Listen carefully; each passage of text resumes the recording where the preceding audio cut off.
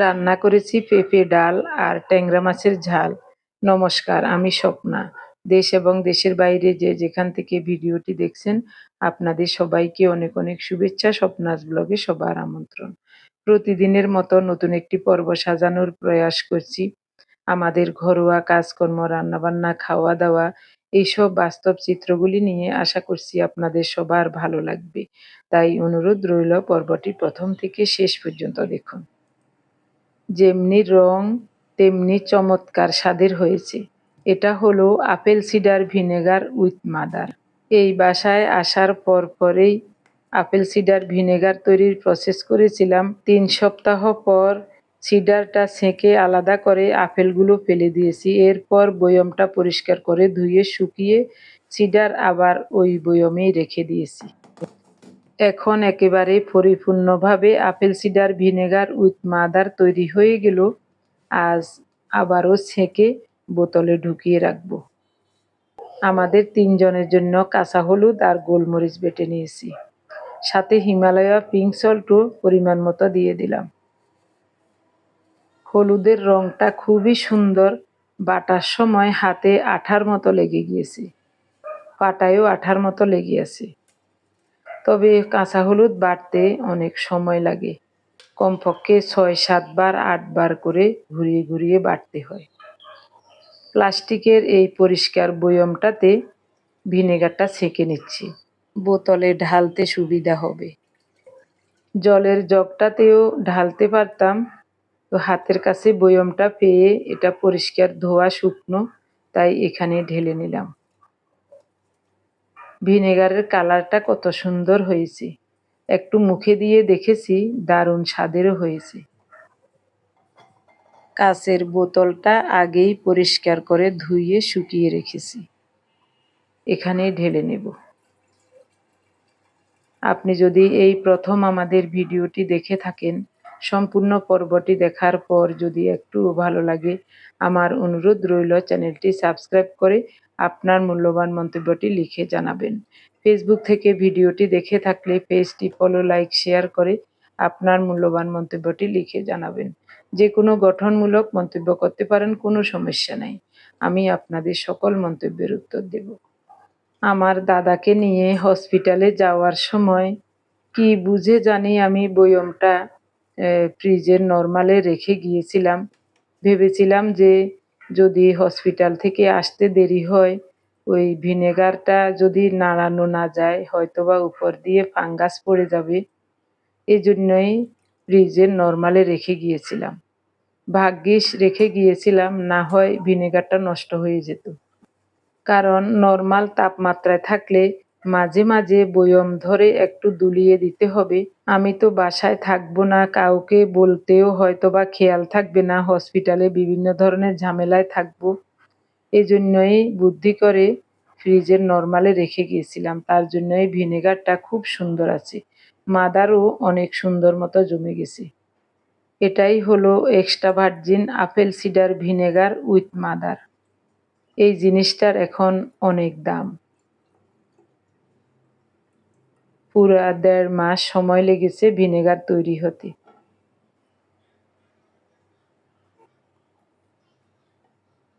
এই জিনিসটা ঘরে না থাকলে আমার কাছে ভালোই লাগে না। প্রতিদিন ব্রেকফাস্টে ১ চা চামচ ভিনেগার খেলে আর গ্যাসের কোনো সমস্যা হয় না। যত রকমের খাবারই খাই, গ্যাসের সমস্যা থাকে না। বাকিটা আরও একটা বোতলে ঢেলে রাখছি। কাচের বোতলেই এই জিনিসগুলো ভালো থাকে। বড় বোতলটা ফ্রিজের নরমালে রেখে দেব, আর ছোট বোতলের এটা প্রতিদিন খাওয়ার জন্য নরমাল তাপমাত্রায় নিচেই রাখবো। ৩টা লেবু কেটে নিলাম, পরিষ্কার করে ধুয়ে লেবুগুলো কেটে নিয়েছি। এখন ৩ গ্লাসে সমপরিমাণে লেবুর রস বের করে নেব।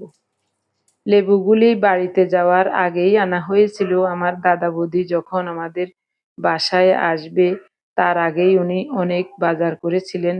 ওইসব কাঁচা বাজার, মাছ, মাংস সবই ফ্রিজে রেখে দিয়েছিলাম। কিন্তু আমাদের দুর্ভাগ্য, আমার দাদাকে খাওয়াতে পারলাম না। শুধু যেদিন আমাদের বাসায় আসছিলেন, ওই দিন দুপুরে আর রাতে সামান্য ভাত খেয়েছিলেন। এটা হলো বেকিং সোডা। এটা হলো সম্পূর্ণ ভেজাল মুক্ত baking soda. Doctor Jahangir Kabir স্যারের ওখান থেকে এনেছিলেন। 3 গ্লাসে সমপরিমাণে লেবুর রস নিয়েছি। প্রতিটা গ্লাসে 2 টেবিল চামচ করে লেবুর রস আছে। সাথে দেব হাফ চা চামচ করে বেকিং সোডা। লেবুর রসের উপর অল্প অল্প করে বেকিং সোডা দিতে হবে। যদি একসাথে হাফ চা চামচ বেকিং সোডা দিয়ে দেই, সাথে সাথে এমন জোরে বিক্রিয়া করবে, গ্লাসের উপর দিয়ে উতলিয়ে পড়ে যাওয়ার আশঙ্কা থাকতে পারে। তাই অল্প অল্প করে দিলাম। এখানে একবারেই দিয়ে দেব, দেখবেন কত জোরে বিক্রিয়া করে।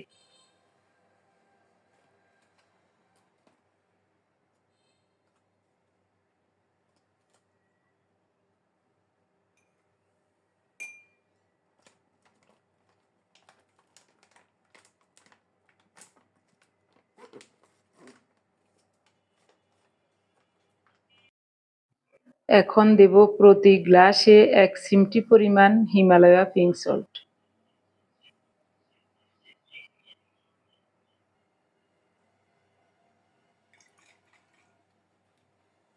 এখানেই দিয়ে দেব apple cider vinegar with mother 1 চা চামচ করে। এটা ভিন্নভাবেও খাওয়া যায়, আজ আমি একসাথেই দিয়ে দিলাম।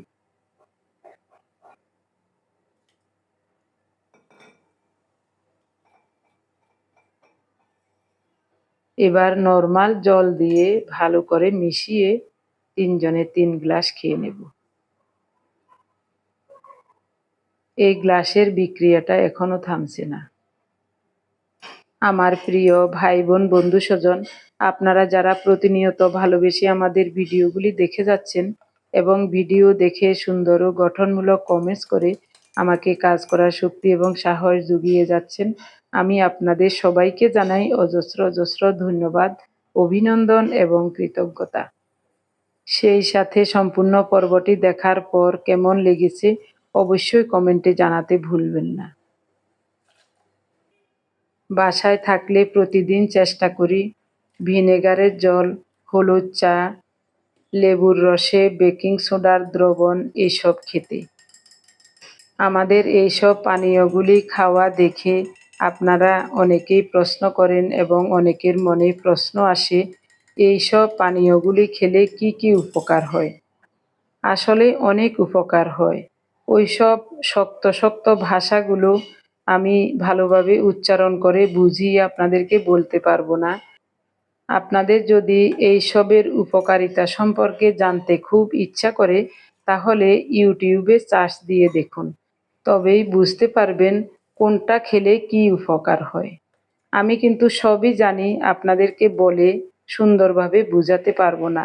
আমি চাই আমাদের মতো এইসব প্রাকৃতিক উপাদানগুলো বুঝে শুনে খেয়ে আপনারাও ভালো থাকুন। আমরা কিন্তু না বুঝার কারণে বা সামান্য ভুলের কারণে এবং অনেক সময় অলসতার কারণেও অনেক বড় বড় রোগে আক্রান্ত হই। আমাদের সবার প্রিয় ডক্টর জাহাঙ্গীর কবির স্যারের দয়ায় ওনার ভিডিওগুলি দেখে দেখে অনেক কিছু বুঝতে এবং জানতে পেরেছি। সেই মোতাবেক ওনার মতাদর্শে এইসব পানীয়গুলি খেয়ে গত 5-6 বছর ভালোই আছি। হলুদ চা খেলে ওনার কিছু মুখে দিতে হয়। ঘরে চীনাবাদাম ভাজা নাই, তাই কিছুটা বাদাম ভেজে নিচ্ছি। যা খাবে আরগুলি বয়মে ঢুকিয়ে রাখবো। বাড়ি থেকে আসার সময় মেহেদি পাতা এনেছিলাম। আমাদের পাশের বাড়ির ওনাদের দরজায় অনেক বড় একটা মেহেদি গাছ, ওখান থেকে আমি মাঝে মাঝে মেহেদি পাতা নিয়ে আসি ঢাকায়। তো পাতাগুলো এখন ব্লেন্ডারে মিহি করে বেটে নিচ্ছি। পাটায় বাটতে অনেক সময় লাগবে। নতুন এই ব্লেন্ডারটা কেনার পর থেকে মেহেদি পাতা আর বাটি না, একেবারে মিহি হয়ে যায়। বাটলেও এত সুন্দর মিহি হয় না। খুব সুন্দর মতো মেহেদি পাতাগুলো মিহি করে ব্লেন্ড করলাম। আমার মাথার চুলগুলো 4 আনা অংশ সাদা হয়ে গেছে। এই মেহেদি এখন পুরো মাথার চুলে ভালো করে লাগাবো। তারপরেই রান্নাবান্না করব, স্নান করব রান্নার পরে। মুসুরের ডাল অল্প কিছুক্ষণ সিদ্ধ হওয়ার পর পেঁপে দিয়ে দিলাম স্বাদ মতো লবণ, 1 চা চামচ হলুদ গুঁড়ো, 2টা তেজপাতা দিয়ে আরও একটু ফোটানো গরম জল দিচ্ছি, কারণ পেঁপে ডাল সিদ্ধ হতে সময় লাগবে। 5-6 মিনিট ঢাকা দিয়ে অল্প তাপে সিদ্ধ করেছি। এরই মধ্যে পেঁপেটা খুব সুন্দর মতো সিদ্ধ হয়ে গেছে মনে হচ্ছে। পেঁপে আবার বেশি সিদ্ধ হয়ে গেলেও খেতে কিন্তু ভালো লাগে না। এবার রুমা কক্সবাজার থেকে আসার সময় আমার জন্য এই প্যান্টটা এনেছিল। প্যান্টটা আমার খুবই পছন্দ হয়েছে। ঢাকায় আসার পর থেকে এটাই ব্যবহার করছি। সরিষার তেল গরম হলে গোটা জিরা ফোড়নে দিলাম। জিরাটা লালচে হলে 1 মুঠো কুচানো পেঁয়াজ দিয়েছি। পেঁয়াজটা বাদামি হলে কাঁচামরিচ কুচানো দিয়ে দিলাম। ফোড়নটা রেডি হলে পেঁপে ডাল দিয়ে দেব।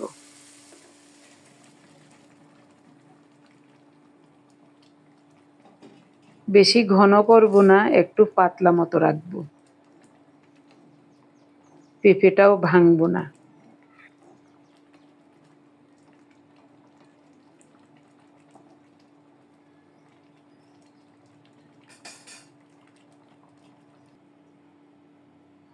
পেঁপে বেশি সিদ্ধ করব না, খুব সুন্দর মতো সিদ্ধটাও হয়ে গেছে। এখন নামিয়ে নেব। কড়াইটা পরিষ্কার করে আবারও বসিয়ে দিলাম। তেল গরম হলে লবণ, হলুদ, চালের গুঁড়ো মাখানো উচ্ছে দিয়ে দিলাম। আজ উচ্ছের বিচিগুলো ফেলে দিয়েছি। লাল লাল করে ভেজে নেব। মাছের উপর দিয়ে দিলাম হলুদ গুঁড়ো, গুঁড়ো মরিচ।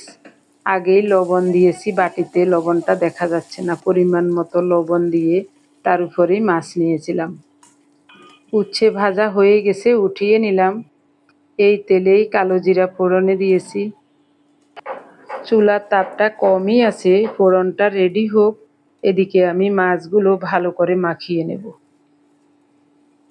পেঁয়াজ, কাঁচামরিচ, লবণ, হলুদ, গুঁড়ো মরিচ ভালো করে মাখিয়ে নিয়ে দিয়ে দিলাম।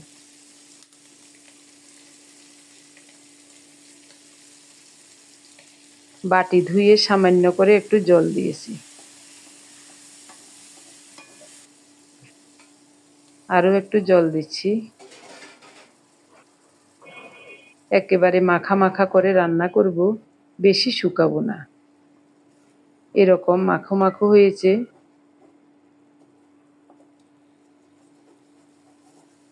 দেখতে কিন্তু খুব ভালো লাগছে। পেঁয়াজটাও সিদ্ধ হয়ে নরম হয়ে গেছে। এখন নামিয়ে নেব। ভাত বসিয়ে দিলাম। এই সুযোগে রান্নাঘরের সব ধুয়ে মুছে পরিষ্কার করে নেব। মাছের তরকারিটা দেখুন কি যে ভালো লাগছে দেখতে। রান্নাবান্না শেষে সব কিছু গুছিয়ে স্নান করে তারপরে খেতে আসলাম। বাড়িতে যাওয়ার আগেও অনবরত কয়েকদিন উচ্ছে ভাজা খেয়েছিলাম, অনেক ভালো লেগেছে। আরও কিছুটা উচ্ছে রয়ে গিয়েছিল, ওটা গত 2 দিন ভাজা করে নিয়েছি, আজকেই শেষ। তবে গরম ভাতের সাথে উচ্ছে ভাজা, সাথে কাঁচামরিচ, একটু লেবুর রস নিলে দারুণ লাগে খেতে।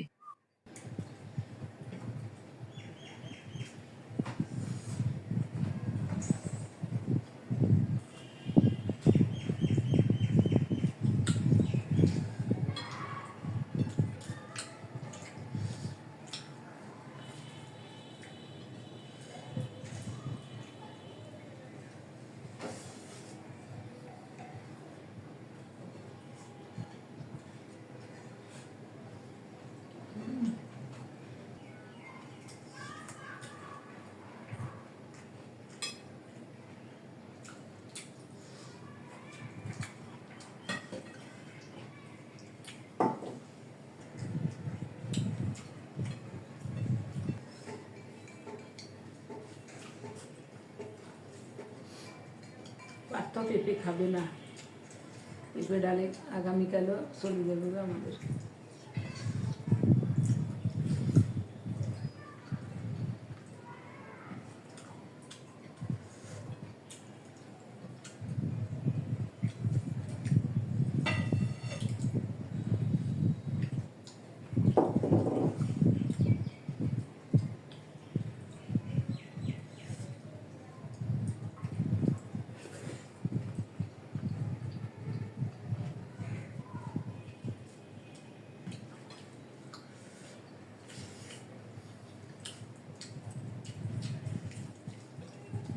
ভালো লাগেনি?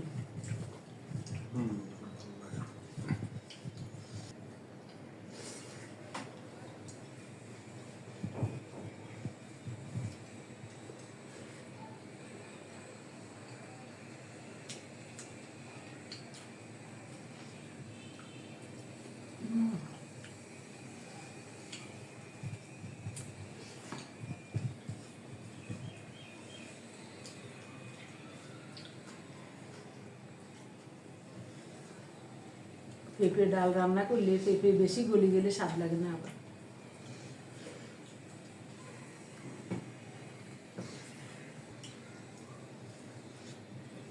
দারুণ লাগে পেঁপে।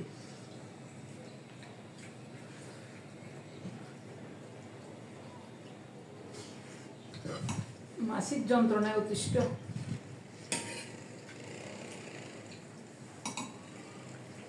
মাছের তরকারি লো নিজের।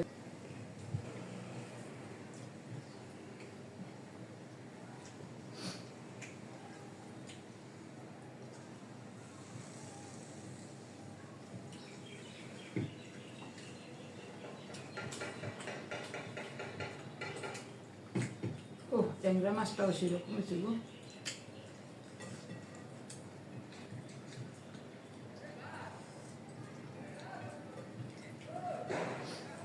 বাদ দিমনি মাছের তরকারি লো করে দিন।